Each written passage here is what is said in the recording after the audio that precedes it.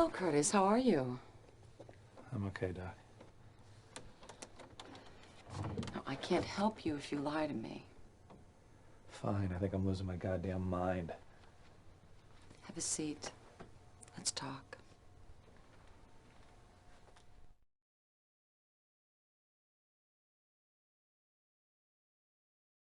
I found this letter that my father left me. Listen to this. The Threshold Project is not in itself an evil thing, Curtis. But as long as it is in the hands of Paul Warner and Wintech, nothing good can come of it. It is beyond the scope. Jesus, Doctor, does this sound like a crazy man wrote this? I don't think so, Curtis. It sounds perfectly rational to me.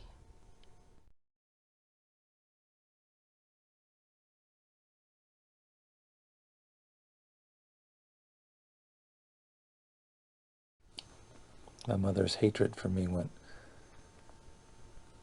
way beyond humiliation and hitting.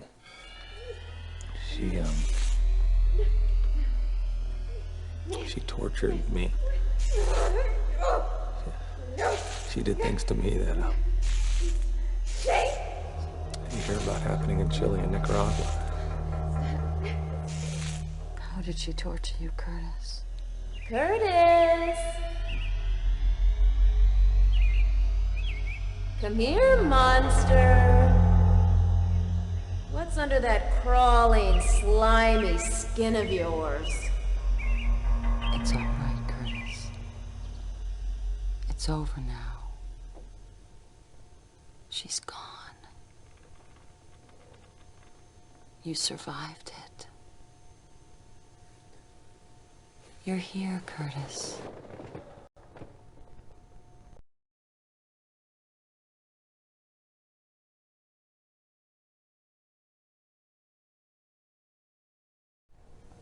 Doctor, I think that this Threshold Project, whatever it was, got shut down a long time ago, but I think it's been reopened now. In fact, I think it's back in full swing. What makes you think that? A whole lot of little things. Files I've seen, conversations I've overheard. I think it's bad, Doctor. I think it's something that no one has ever tried to do before. Now be sure you keep the difference between imagination and evidence clear in your mind, all right? Oh, you think I've been watching too much X-Files?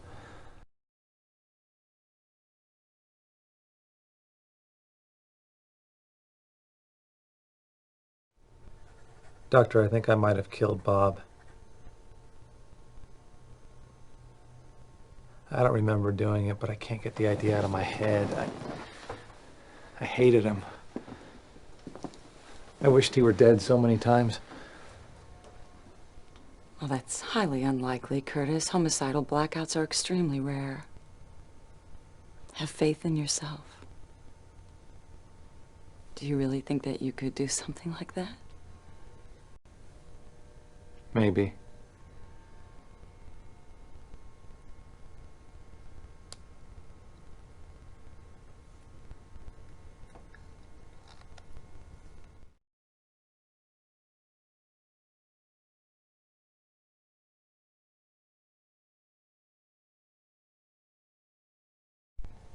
On this date with Therese last night,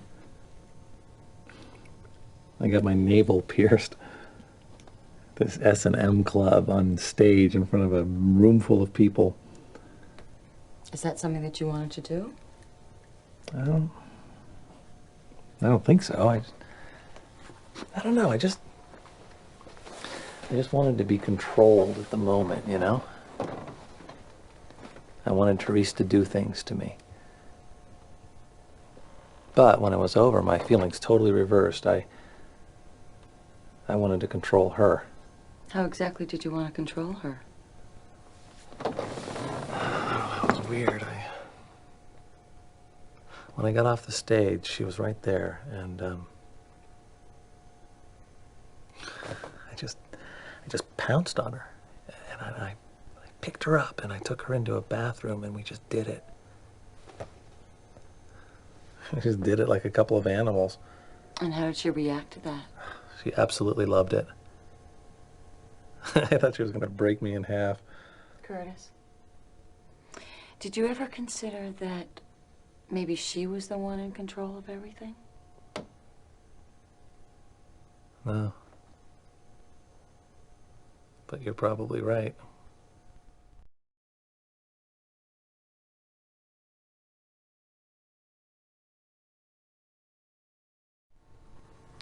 I had this experience with my coworker, Therese. The sex was savage. Consensual? All the way around? Oh, yeah. Yeah. But doctor, she brought out feelings in me that were frightening. I mean, wild, almost violent feelings. I felt like anything I wanted to do to her, anything I could dish out, she could take it.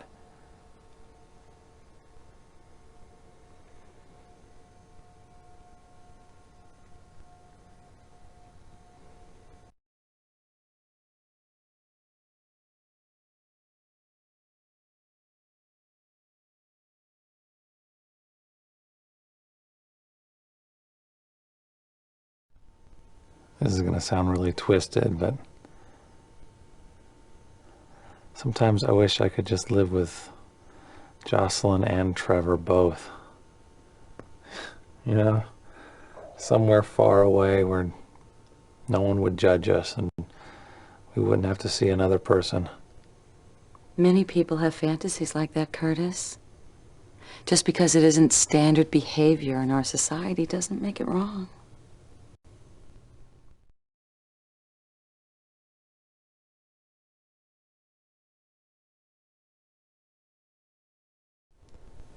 After my mother started hating me,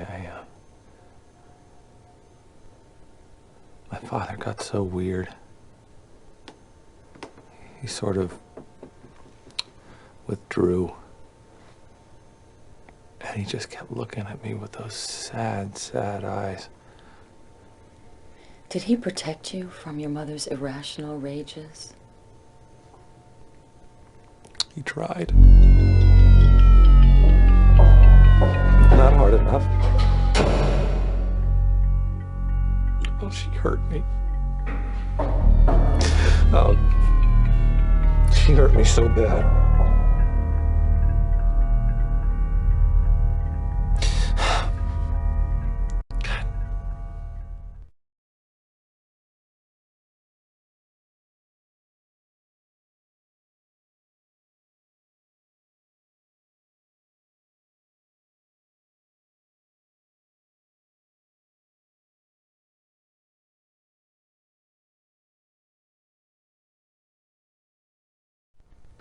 Tell me the truth, Doctor. Does insanity run in families? Yes, it can, Curtis. But that sort of mental illness is generally a chemical imbalance, and it's very, very treatable. Oh, God. Oh, God, maybe I've always been crazy. I mean, I can't remember big chunks of my childhood. You're And upsetting yourself, Curtis. Oh, Just God. try to relax and take a deep breath. You've got to stop it or I will. I'll kill you, you son of a bitch! Doctor, my father was murdered. Oh, my God, I never saw him dead before. But after they hit him with the car, they got out and they shot him. Oh, my God, they shot him. Curtis, a suppressed trauma like this can cause such great emotional problems. I think you'll start improving now.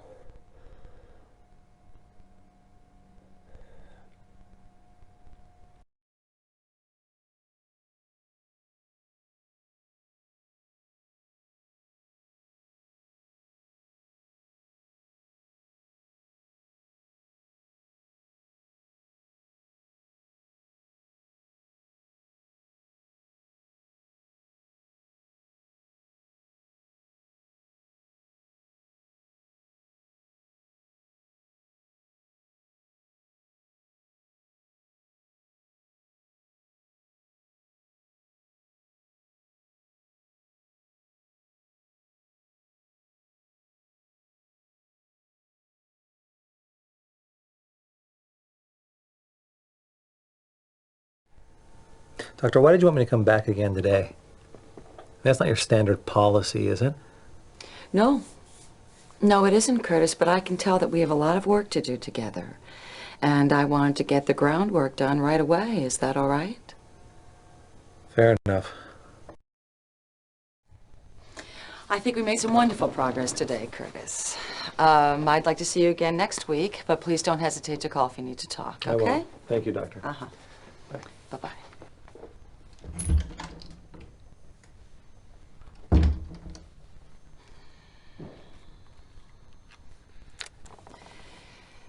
In today's session with Curtis Craig, I determined that the patient was delusional, possibly paranoid, with the potential for violence.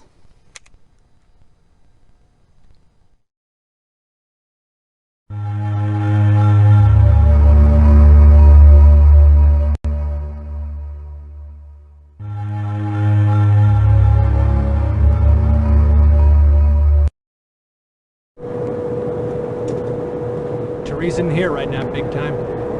Whatever, I want to come in anyway. Suit yourself.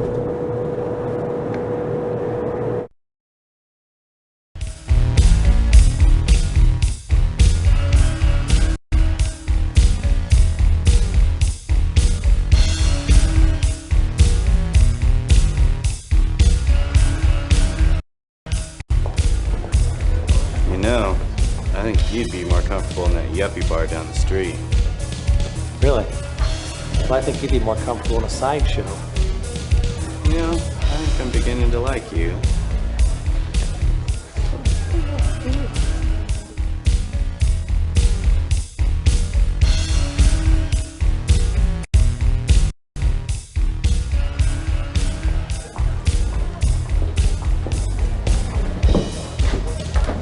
Get the hell away from there, asshole.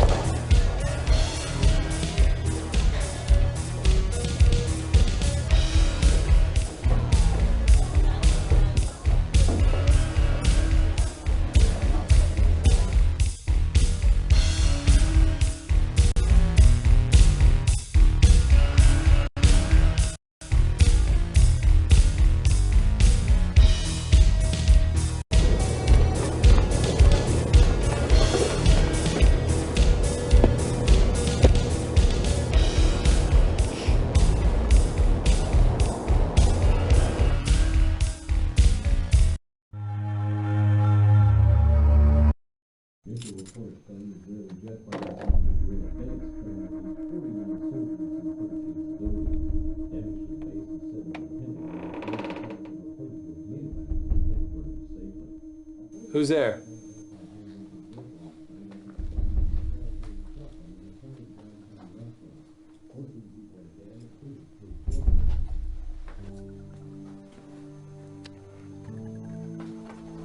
Therese, how did you get in? I'm a woman of many talents. Curtis, come sit down with me.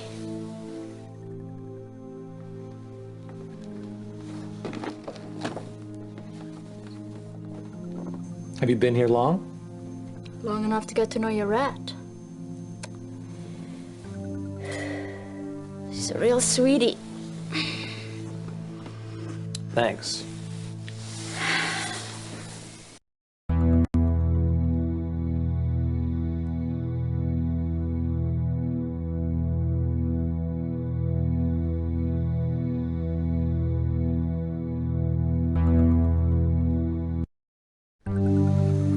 You know, you really startled me when I first came in. That was the idea, Curtis. Do you break into people's apartments often? No. Only when I really like them. Now, Therese, I don't want to be rude, but what are you doing here? Well, I didn't come here to talk. Well, what did you come here to do?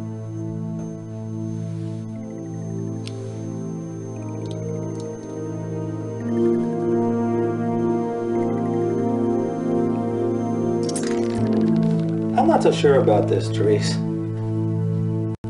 Good. This is getting kind of intense, Therese. Oh no.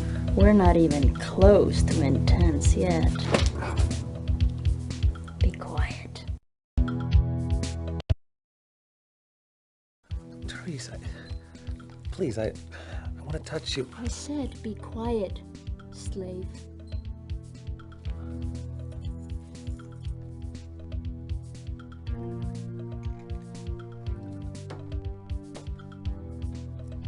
Well, we'll just have to zip up that sweet mouth of yours. If you can't be a good boy. Would you like that? Would you? No. And don't make a sound. Don't you dare.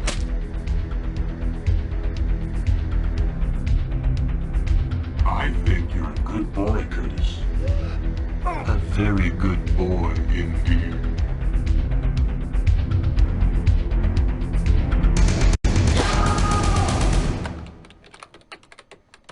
Most seriously, Mr.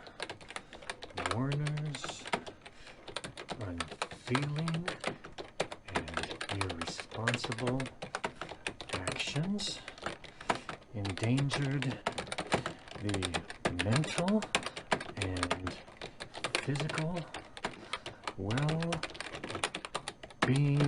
of all employees under his management. There. That ought to be enough to fry your ass, Warner.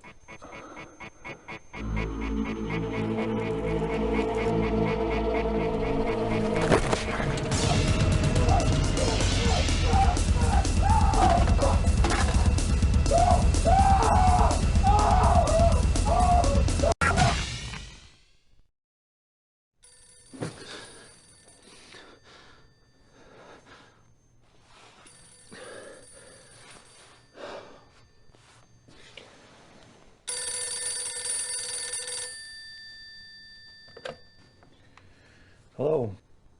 Good morning, Mr. Craig. This is Rosalie at Wintech. I've been asked to call everyone in your department and let you know we don't need you to come in today. Why? There's been another murder, Mr. Craig. Who? Who was it? I'm not at liberty to say, Mr. Craig. God damn it, who? Who was it? It was Tom Ravel.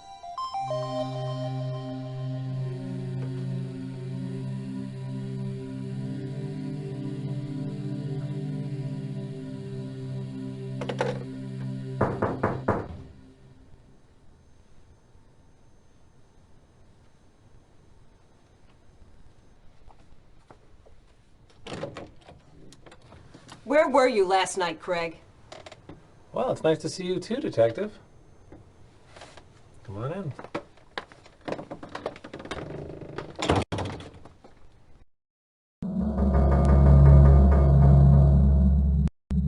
What were you doing last night between the hours of 8 p.m. and midnight? I was here with Therese Banning. Really? How late did she stay? I don't know. Late. I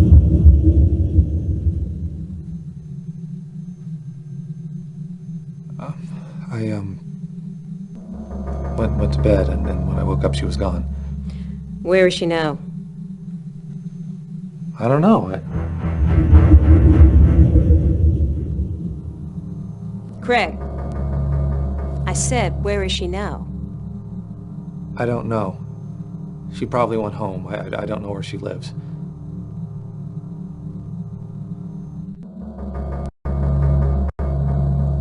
Why don't you know where your girlfriend lives, Mr. Craig? She's not my girlfriend. Oh, really? You two must be pretty good friends, then. Mr. Craig, Do you know of anyone who hated Tom Ravel? Tom had a huge fight with Paul Warner yesterday. It got to the point where they were screaming in each other's faces. Really? About what? About you, Detective. And about Warner making us come into work the day after Bob was killed.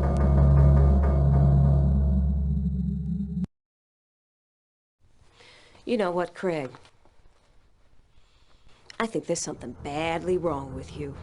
I'd love to haul your psycho ass in, but unfortunately, I don't have enough evidence. Yet. Christ, you're screwed up. If you're guilty, Craig, I'll find you. No matter where you are, no matter how big a rock you crawl under. Hello? Do you hear me?